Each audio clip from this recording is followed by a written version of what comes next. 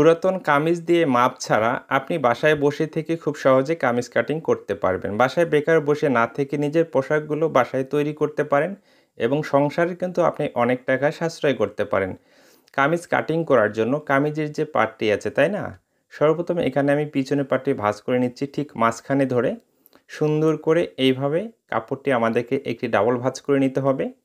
এরপরে সামনের যে পার্টটি আছে ঠিক মাঝখানের ডিজাইন অনুযায়ী আমাদেরকে এইভাবে এই পার্টটিও একটি ডাবল ভাঁজ করে নিতে হবে। দুইটি পার্ট এইভাবে সুন্দর করে মিল করে আমাদেরকে ভাঁজ করে বিছিয়ে রাখতে হবে। প্রিন্টের কামিজ যেহেতু কাটিং করব, নিচের দুইটি ডিজাইন এইভাবে মিল করে এই দুইটি পার্ট আমাদেরকে বিছিয়ে রাখতে হবে। আপনি যদি একবারে নতুন হয়ে থাকেন, স্কার্ফে বা রন্নায় যে আমরা আলপিনগুলো ইউজ করি সেগুলো এইভাবে আপনি পিন আপ করে নেবেন যেন কাপড়গুলো ঠিক আছে এলোমেলো না হয়। এরপরে যে পুরাতন কামিজটি আছে ঠিক মাঝখানে এইভাবে আপনাকে সুন্দর করে একটি ভাঁজ করতে হবে। ভাঁজ করে নেওয়ার পরে এই সাইড থেকে দেখুন এবং নিচের ডিজাইন থেকে মিল করে এইভাবে আমাদেরকে বিছিয়ে রাখতে হবে।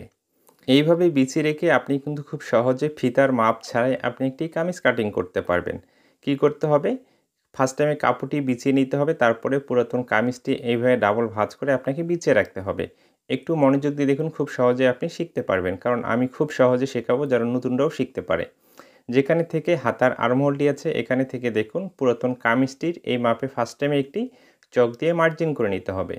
সুন্দর করে এই মাপে মার্জিন করে নেওয়ার পরে এরপরে যে আমরা সেলাই মার্জিনের জন্য কি করব, 1 থেকে 1.5 ইঞ্চি এক্সট্রা কাপড় রেখে বাইরের দিকে ঠিক আছে এইভাবে আরও একটি মার্জিন করে নিতে হবে। এতটুকু এক্সট্রা কাপড় আমাদের সেলাইয়ের জন্য চলে যাবে।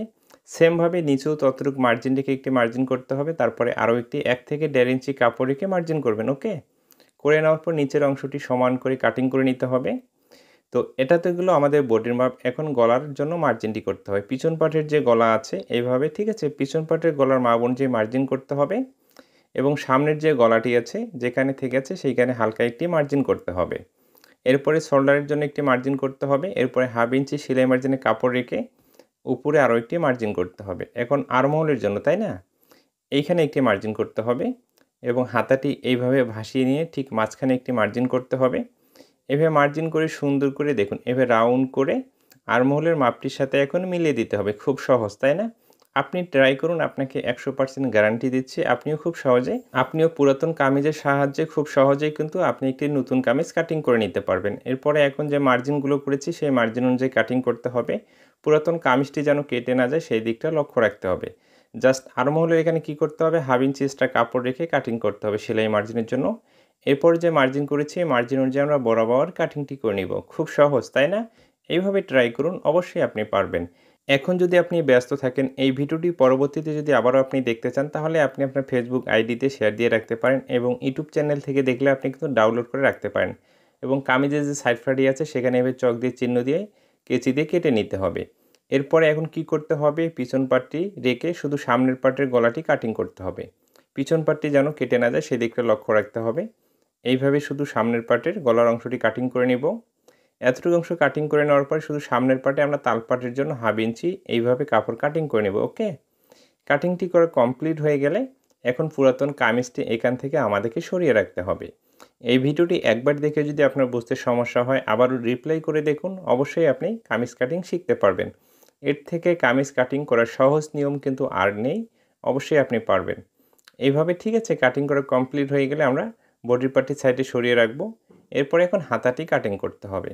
হাতের যে কাপড়টি আছে এভাবে সুন্দর করে ভাঁজ করে বিছিয়ে রাখতে হবে এবং পুরাতন কামিজের হাতাটি দেখুন এই ডিজাইনের এদিক থেকে মিল করে সুন্দর করে বিছিয়ে রাখতে হবে। এইভাবে বিছিয়ে রাখার পরে এদিকে এইভাবে মার্জিন করে নিতে হবে এবং সেলাই মার্জিনের জন্য এক্সট্রা কাপড় নিতে হবে। এইভাবে ফার্স্ট টাইমে হাতের মাপে নেওয়ার পরে আবার সেলাই মার্জিনের জন্য এক্সট্রা কাপড় নিতে হবে এবং হাতাটি যেখানে থেকে আছে এইখানে একটি মার্জিন করে নিতে হবে এবং বডির পার্টটি এইভাবে দেখুন রেখে হাতের ঠিক মাঝখানে একটি মার্জিন করে আর্মহোলের রাউন্ড শেপটি আমাদেরকে করে নিতে হবে। আমি কিন্তু সব থেকে সহজ নিয়মটি আপনাকে শেখানোর চেষ্টা করতেছি। যে মার্জিন করেছি মার্জিন অনুযায়ী এখন কাটিংটি করে নেব। এই ভিডিওটি ভালো লেগে থাকলে অবশ্যই বন্ধুদের মাঝে শেয়ার করবেন এবং একটি লাইক করবেন, কমেন্ট করবেন যদি আপনাকে ভালো লেগে থাকে। হাতাটি কাটিং করা কমপ্লিট হয়ে গেলে এই হাতার যে ভালো দিকটি উপরের দিকে রাখবো, উল্টো দিকটি নিচের দিকে রাখবো এবং এই হাতের পাটের ভালো দিকটি নিচের দিকে রাখবো এবং উল্টো দিকটি উপরের দিকে রাখবো। তাহলে তালপাট কাটিং করার পরে একটি হাতা ডাইনে একটি হাতা বামে অটোমেটিকলি চলে যাবে। এই নিয়মটি ফলো করে অবশ্যই প্রিন্টের কামিজ কাটিং করলে হাতাগুলো এই নিয়মে কাটিং করতে হবে। ওকে? এই অবস্থায় কিন্তু হাতা দুটি কাটিং করা কমপ্লিট হয়ে গেছে এবং ভিডিওটি শেষ পর্যন্ত দেখার পরে যদি ভালো লেগে থাকে অবশ্যই কমেন্ট বক্সে আপনার মতামতটি জানিয়ে যাবেন এবং বন্ধুদের মাঝে বেশি করে শেয়ার করবেন।